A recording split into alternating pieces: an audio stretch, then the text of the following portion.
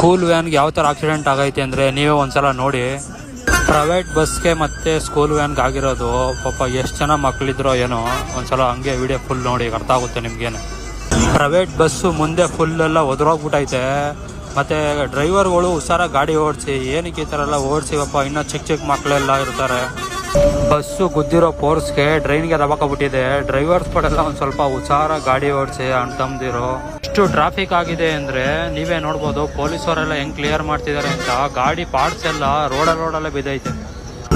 ಮತ್ತು ಎಲ್ಲ ಡ್ರೈವರ್ಗಳಿಗೂ ಒಂದು ಮನವಿ, ನಿಧಾನವಾಗಿ ಡ್ರೈವಿಂಗ್ ಮಾಡಿರೋ ತಪ್ಪಿಗೆ ಎಷ್ಟು ಜನ ಮಕ್ಕಳು ಸತ್ತಿದ್ದಾರೋ, ಮತ್ತು ಎಷ್ಟು ಜನ ಪ್ಯಾಸೆಂಜರ್ಗಳು ಪ್ರೈವೇಟ್ ಬಸ್ಸಲ್ಲಿ ಸತ್ತಿದ್ದಾರೋ, ಎಷ್ಟು ಜನ ಏಟ್ ಆಗಿದೆಯೋ ಏನೋ.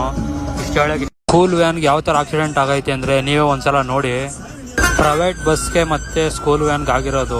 ಪಾಪ ಎಷ್ಟು ಜನ ಮಕ್ಕಳಿದ್ರೋ ಏನೋ, ಒಂದ್ಸಲ ಹಂಗೆ ವಿಡಿಯೋ ಫುಲ್ ನೋಡಿ, ಅರ್ಥ ಆಗುತ್ತೆ ನಿಮ್ಗೇನೆ. ಪ್ರೈವೇಟ್ ಬಸ್ಸು ಮುಂದೆ ಫುಲ್ಲೆಲ್ಲ ಒದರೋಗ್ಬಿಟ್ಟೈತೆ. ಮತ್ತು ಡ್ರೈವರ್ಗಳು ಹುಷಾರ ಗಾಡಿ ಓಡಿಸಿ, ಏನಕ್ಕೆ ಈ ಥರ ಎಲ್ಲ ಓಡಿಸಿ ಪಾಪ, ಇನ್ನೂ ಚಿಕ್ಕ ಚಿಕ್ಕ ಮಕ್ಕಳೆಲ್ಲ ಇರ್ತಾರೆ.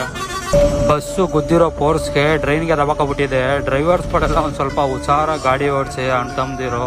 ಎಷ್ಟು ಟ್ರಾಫಿಕ್ ಆಗಿದೆ ಅಂದರೆ ನೀವೇ ನೋಡ್ಬೋದು. ಪೊಲೀಸವರೆಲ್ಲ ಹೆಂಗೆ ಕ್ಲಿಯರ್ ಮಾಡ್ತಿದ್ದಾರೆ ಅಂತ. ಗಾಡಿ ಪಾರ್ಟ್ಸ್ ಎಲ್ಲ ರೋಡಲ್ಲೇ ಬಿದ್ದೈತೆ.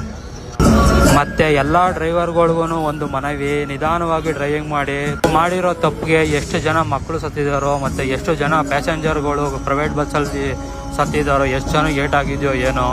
ಇಷ್ಟು ಹೇಳಕ್ಕೆ